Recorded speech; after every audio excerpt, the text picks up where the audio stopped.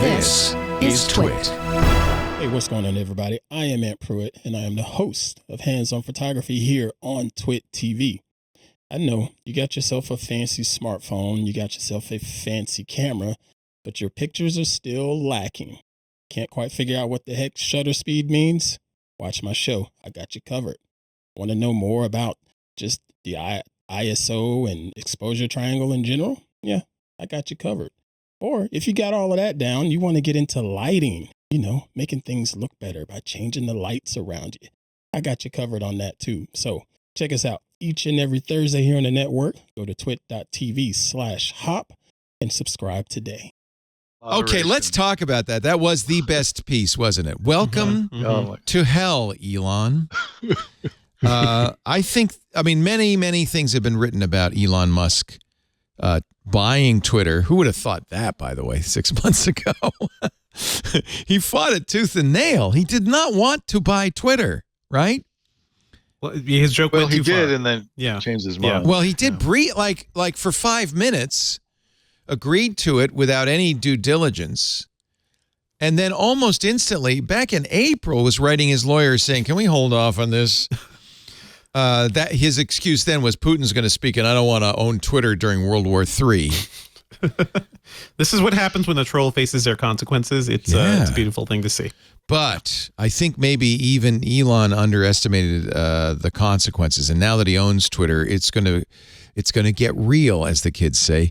Nilai's piece, "Welcome to Hell, Elon," subtitled, "You break it, you buy it." You effed up real good, kiddo. Twitter is a disaster clown car company that is successful despite itself, and this is the salient point, and there is no possible way to grow users and revenue without making a series of enormous compromises that will ultimately destroy your reputation and possibly cause grievous damage to your other companies. And that's just the first paragraph. Read the bit about moderation. Because I think he makes the really excellent point. People think, and I think Elon thinks, based on his immediate actions, that the product of Twitter is code or engineering or even the users. Nilai says, the essential truth of every social network is the product. The product is content moderation.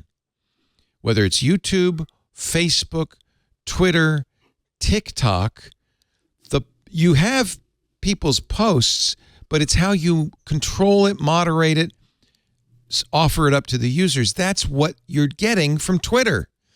And he says, and this is important, everyone hates the people who decide how content moderation works. It's a no-win. Content moderation is what Twitter makes. It is the thing that defines the user experience. It's what YouTube makes. It's what Instagram makes. It's what TikTok makes. They all try to incentivize good stuff, disincentivize bad stuff, and delete the really bad stuff. He says, that's the business you're in now, Elon. The longer you fight it or pretend that you can sell something else, the more Twitter will drag you into the deepest possible muck of defending indefensible speech. And if you turn on a dime and accept that growth requires aggressive content moderation and pushing back against government speech regulations around the country, and by the way, and he makes this point really important, not just the U.S., around the world. Elon's got big business in China with Tesla. Is he going to listen to Chinese regulators about Twitter? He is. We'll see how your fans react when you do that. Anywho, writes Nilay, welcome to hell. This was your idea. Philip, what do you think? Well, first of all, he's right about content moderation. I've done it 4 or 5 different venues.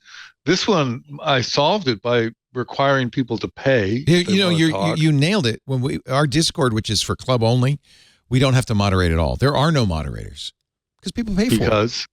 Right, and also only real names, with a few exceptions.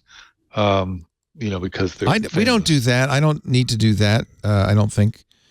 Just the fact that somebody paid $7 to be there. It doesn't have to. It's $1 wouldn't matter. It just does a little bit, just a little bit. Yep. My other thought is, Musk is often compared to Steve Jobs. I hear that a lot. And what the thing about Steve Jobs is he was such an asshole when he was first at Apple, and then he got pushed out, and then he was out in the desert for a long time, and he learned a lot. And by the time he came back to Apple, having failed at Next, he was a different person, and he was brilliant, and we were all the benefits of what Steve Jobs did after he learned the big lesson.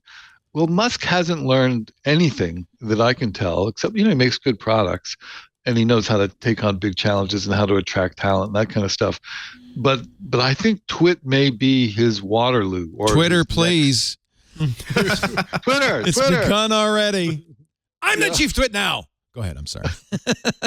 Well, this seems insolvable, what he's up against. That was Nilai's point, is you can't win this. Yeah. Mm-hmm. Yeah. He's stuck. And it'll be interesting to see what comes out of this, and if he comes out of it.